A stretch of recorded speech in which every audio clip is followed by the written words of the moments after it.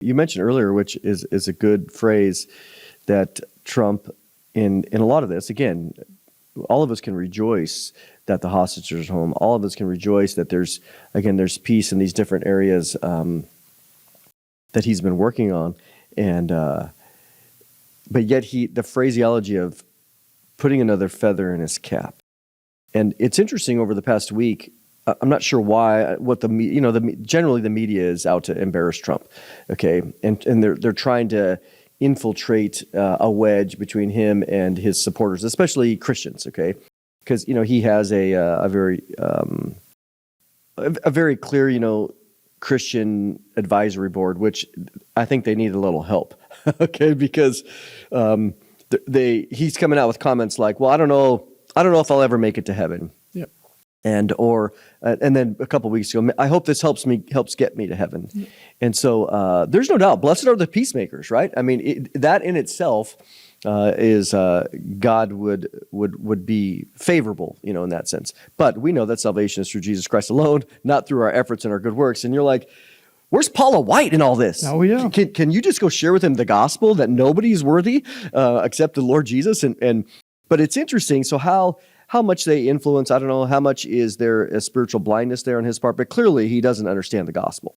Yeah, he absolutely doesn't. I mean, it's the quintessential works-based salvation. And I mean, and it's preached in churches on every Sunday. There's every church that you go to, whether it's a works-based church, it may be just a straight-up Bible church. There are people that attend churches every Sunday in mass that believe that just them getting to that church is going to get them to heaven, right? Works-based. And there's a lot of people that think that the good deeds that I do, I'm going to give to this charity, I'm going to donate to this. Oh, I see this homeless person over there, I'm going to give them a meal. This is just a feather in my cap to get me to heaven. And I think Trump is in that same boat. He's made all of these wonderful deals. He's done wonderful things for the American people. In his first administration, he's done it in his second administration. He's done wonderful things for people around the world.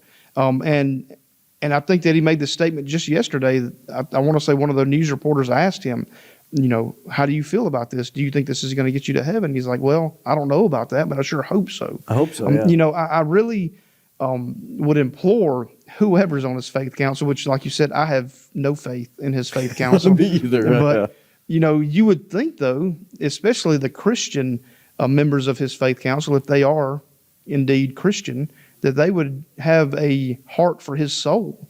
Because if his soul does not get saved, it doesn't matter how many peace deals he constructs. It doesn't matter how many wonderful things that he does. He will burn for eternity in hell, and that's the sad truth of it.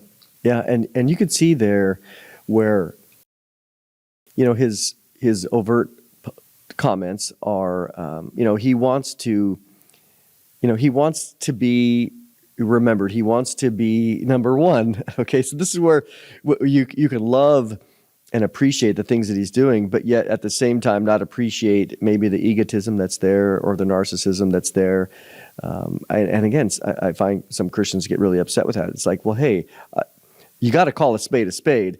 All you got to do is maybe you don't follow his Telegram channel or his True Social, because it's always, I'm a winner. I did it the best. I did the fastest. Joe Biden didn't get this done. Kamala didn't get this done. Now, those are all true statements, but this is kind of the essence of pride, where you're pointing people to yourself. And Philippians 2:3 says, quite clear that we are to look out for the interests of others, but not to bring that not to promote ourselves or elevate ourselves or exalt ourselves in that regard. So, but all that being said, he's an imperfect guy, but we can all agree. But I appreciate what he's doing much. He's on his way. He left Israel. He's on his way to Sharm el-Sheikh, where I've actually been there. It's down on the southern tip of the Sinai Peninsula. It's a big resort town. I got to go there one time because we went up to we flew in there, and then we went up to Mount Sinai, the traditional Mount Sinai, and we did some, again, touring of there back in 2007. But so you have all of these people. You got Assisi coming in from Egypt. You got Erdogan coming in from Turkey. You have the Indonesia prime minister coming in, which people might not know this, but Indonesia is 280 million people. It is the largest Muslim country in the world, which that's kind of weird that it's out in the Pacific, so far away. That's a whole nother history lesson how that happened. But he's showing up, and they have never had formal relations with Israel because they've always said we won't do it unless there's a Palestinian state. Well, he's coming in, and then the story is that he's going to meet there with everybody, and then he's going to fly to Israel next and visit, which would be the first time. But so you have all of these figures now, big. All of them have big egos. Certainly Erdogan does. Not a friend of Israel. Hates Israel for sure. Sisi, they have their the 1979 accord with Israel, Egypt and Israel. But that's even kind of, teetering a little bit in many ways. So Trump comes in, and let's talk about that. Any thoughts about what is going to happen here as it relates to, are we going to have an entire comprehensive peace in the Middle East?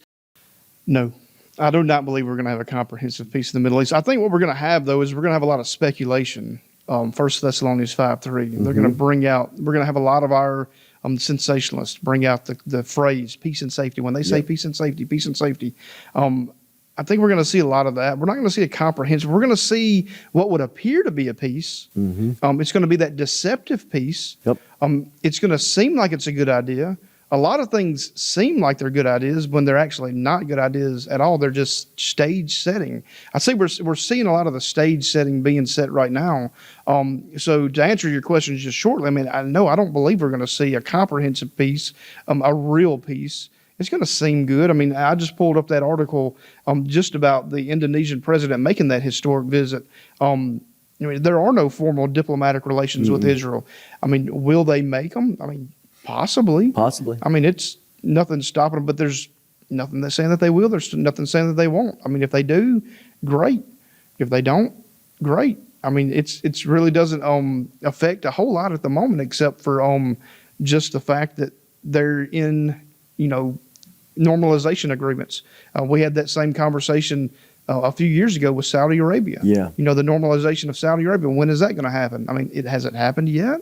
Are we there? Will it happen? Going on that, going back 2 years, I remember in the summer of 23 that there was a lot of discussion between Israel and Saudi Arabia, where Saudi Arabia was, at least with leaks and who knows what all the information, but that they were talking about normalizing. And I think that there is strong evidence, that one of the reasons why Hamas felt compelled to kind of do this, even though it's planned for a while, but to pull the trigger, because they've always been planning things, but to pull the trigger on this, was they were watching Saudi Arabia distance itself from the Palestinian cause. And Hamas knows that if it would do something, Israel's going to respond, and then, of course, there's going to be some death. There's going to be some collateral damage because of the way that Hamas uses, again, women and children as shields, cowards in that regard. And then naturally that would lead to bad press for Israel. And it worked perfectly. Saudi Arabia was right there, and then they backed away because of the response that Israel did. So you have the Abraham Accords, they were going to bring him in, and now we have this aspect. I also want to discuss the idea, because I talked about this at the conference, that it's traditional that people say that when the Antichrist comes, Daniel 9:27, that he's going to confirm a peace covenant with Israel or with the many in order to protect Israel and to get them to build their temple. And so what it's leading people now, and I showed some clips or at least some thoughts where people are like, oh, wow, this is it. This is it. As soon as they sign this, we're getting raptured, because that means that the 7-year tribulation is going to start. And I showed exegetically, from the Bible that's not true. We need to remove that idea that as soon as this covenant is signed, that's it. Because I think that's not what the covenant is of Daniel 9:27. But in that regard, this weekend and what comes out of it, most likely, because of tradition, there's a lot of Christians that still hold that. And so they're thinking in terms of, are we here? Are we at the door of the 70th week of Daniel starting because of all this peace agreement talk?